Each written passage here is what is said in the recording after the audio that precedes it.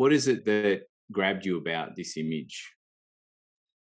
Well, a guy called Martin, he wrote a book almost 10 years ago now, trying to point out how people forget that success doesn't always need to be a straight line. And from time to time, businesses allow me to mentor graduates, and graduates have been brought up that they've often never been allowed to fail, or for some of them, never had to fail. So they've come with this perception that success, always improvement, always a straight line. I think you and I realise that our careers are more like the right-hand side, where you get there in the end. You've done the improvement, but the journey to get there, it's full of learnings and missteps. Mm.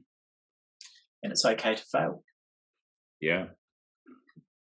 Yeah, this is true. So I think, when it comes to making improvements stick, and I know certainly when, if I look at my business journey even, and I go, well, it's not a linear path.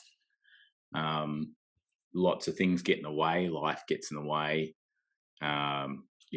Having children tends to derail your plans, because what you thought you might be able to achieve or do, and you realize that you just got to slow down. And so, your ability to be completely focused on, say, your business success, it becomes less important, and you do lose a track from time to time of what's going on. But also, I think that if you've only got to take this pandemic that we're slowly trying to extract ourselves from, it's really a big indicator of what actually happens in life in reality. I sort of look at it and I go, well, it does hit businesses hard. It certainly hits us hard as consultants as well. And there's odd booming parts of the economy, and then there's parts of the economy which aren't really moving at all. And it doesn't make any sense to anybody. It doesn't follow any of the rules. So, you can't even predict what's going to happen. You've just got to be good at, I think, adjusting to the reality that is actually currently happening. You reminded me of a conversation I had with one of your West Australian businesses yesterday, a multinational that makes more meals than McDonald's. So they kept reminding me. And they were finding it very difficult to attract and retain chefs. And, if you're making more meals than McDonald's, unless you have a McDonald's-style process behind you, your chefs need to be a higher standard than the teenagers that McDonald's use, who I could never make to clean their rooms. Mm. So, you do get unexpected things. And as I reminded this client, sometimes just don't plan for the unexpected. Whatever happens, deal with it then. Trying to second guess whether we were going to have a pandemic in 2020, I would have said 1 out of 100,000 consultants would have guessed that, right? Yeah, that's true. And that's interesting, like on a theme of normal cause variation versus special cause variation, something like a pandemic happening and creating, problems in your path to success is really, it isn't something you can account for. It's not something you can predict. It's not something you can really plan for. I would say that the answer actually lies in not having to predict what's going to happen. The answer lies in your ability to improve sensibly in your new reality and keep things moving forward. I agree. I had a boss once who could predict things not before they happened, but exactly when they happened. This has happened, so this is what we're going to do about it. And he beat the market by months to change. So he flipped his strategy on its head. The strategy originally was expand and throw money at whatever you can produce. You can produce and sell at a big profit.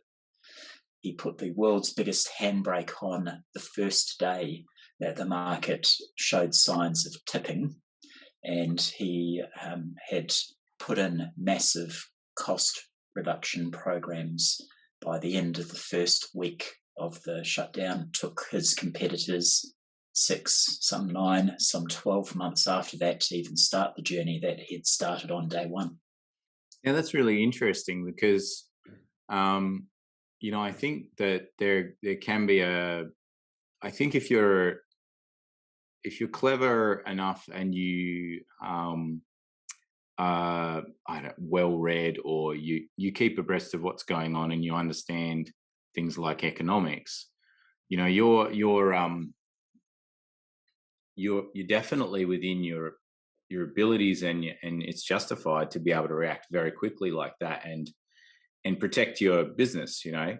The funny thing I think is that many people aren't, and so they wait. They wait to see what happens, and they just slowly, you know, come to the same realization. But because they don't react as fast, you potentially they're bleeding money out left, right, and center.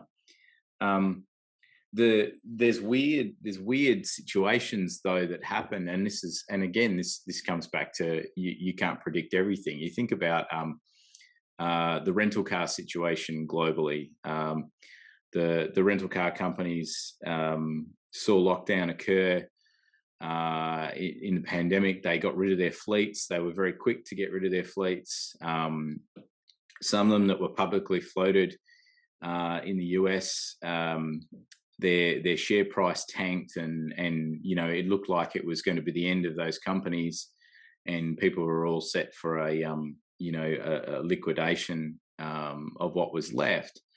And then to have this sudden turnaround where, oh, hey, everybody can't leave their country, so they're going to, for example, in the US, hire cars and drive around and see the sights, suddenly becomes a thing, and they're not kind of prepared for it. And it's funny because I think that more generally, what it says is that you'll always find examples where something turned out really well. Someone reacted fast and it turned out well. And I mean, in the case of those hire car companies, just because they didn't have cars to hire didn't mean that they were then, doing badly. It was probably more a case of it's great to have excessive demand for your product, because for the time being, that everybody else is in the same boat because everybody else did the same thing.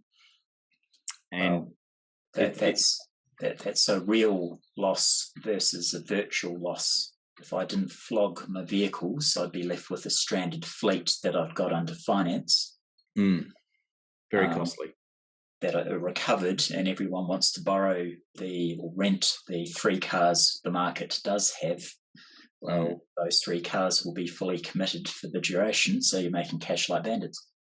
Yeah. So I guess that's one of those things, and even there's many examples like that where I think people reacted quite quickly and retracted for a time, but then were ready to pounce when the opportunity struck. And I certainly see a lot of people, I think, who probably took a bit of a pause on hiring for a little while just to see what would happen.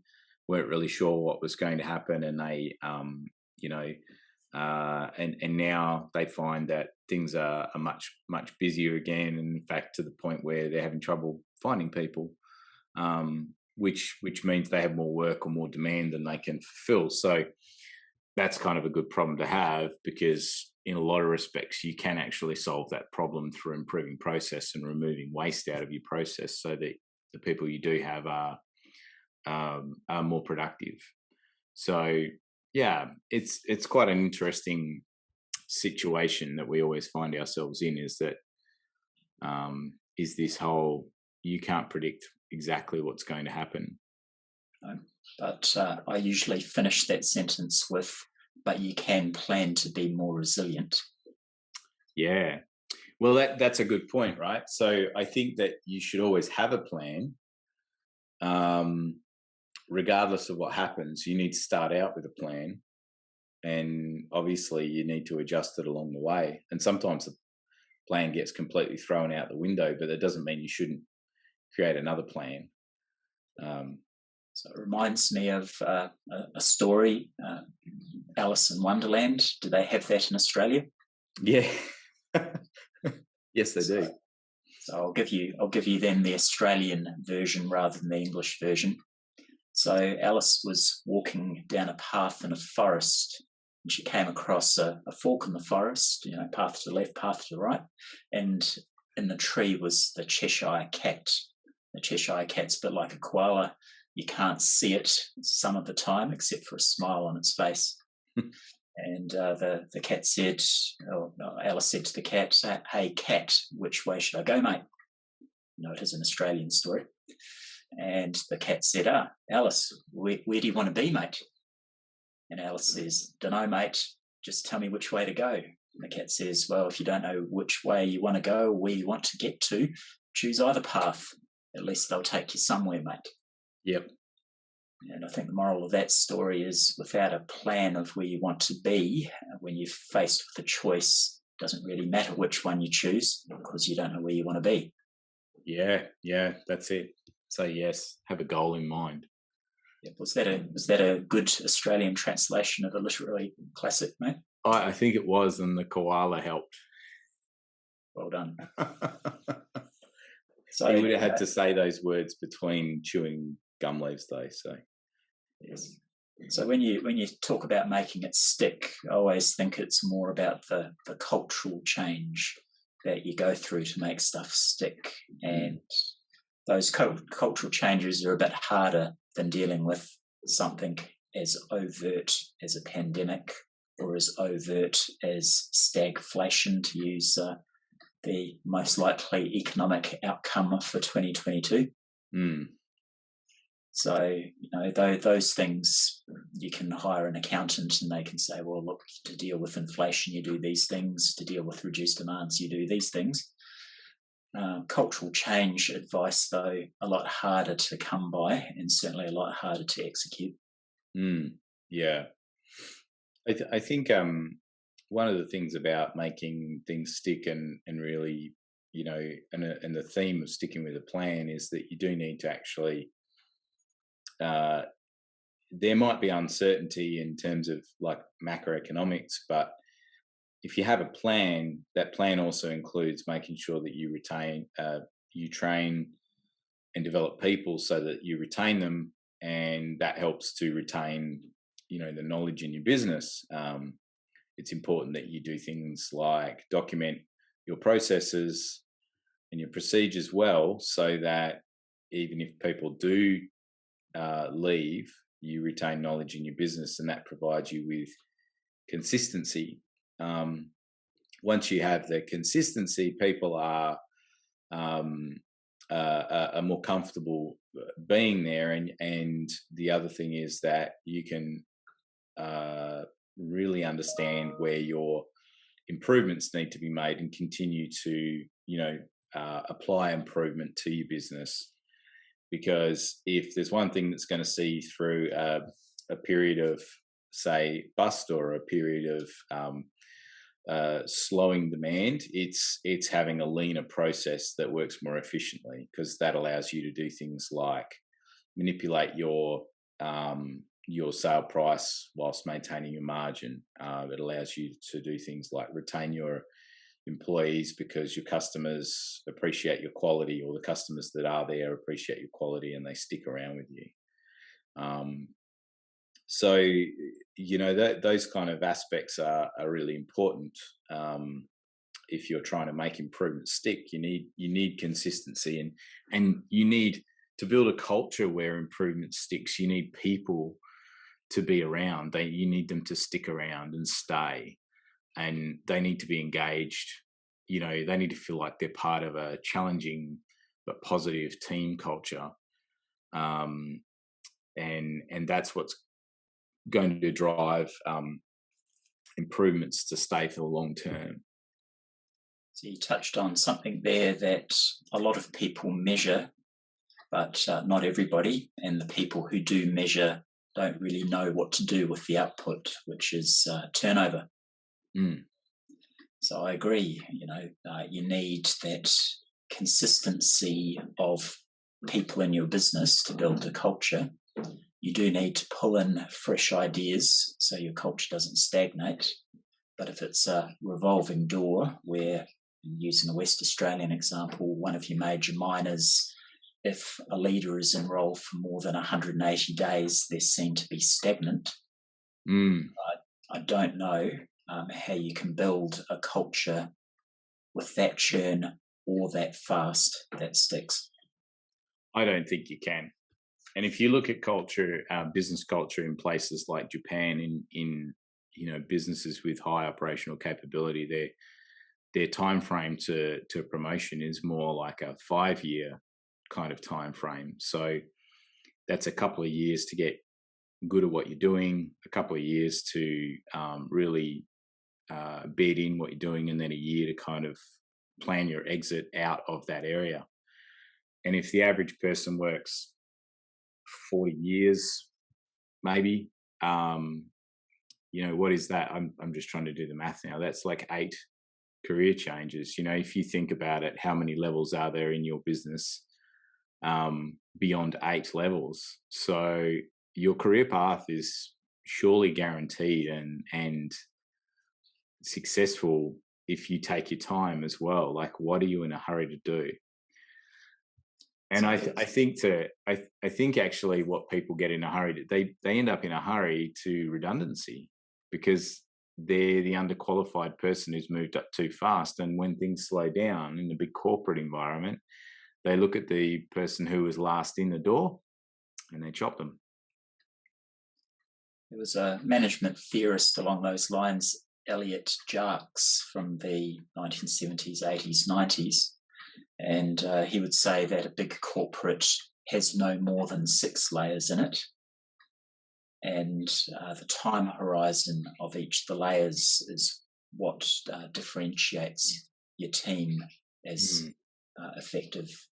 So getting to layer 3, he said at that layer 3 time horizon, you're making decisions with a 2-year view. When you get to level 4, it's a 5-year view. When you get to level 5, it's a 10-year view. When you get to the top level 6, that's that mysterious 100-year view. And if you're expected to change roles every 180 days, that almost suggests that you can't be thinking more than horizon level 2, that up to 1 year. Yeah, so that's it. So the ability for you to build a culture or even execute on a plan is limited in that kind of pace. Now, this brings you to lean, and I always say to people, if you're fighting for survival, implementing a lean culture is a do later thing. There's some other things you need to do right now to survive. Yeah. But that lean culture is more the time using the Jarksian management theory, that level 4 or 5-year horizon, where you are building a culture for the long term. You're not flipping a bit on and off to deal with something like a downturn or a COVID pandemic or a federal election. Those things, you need a different set of techniques. Lean, that longer burn, permanent change. Yes, definitely.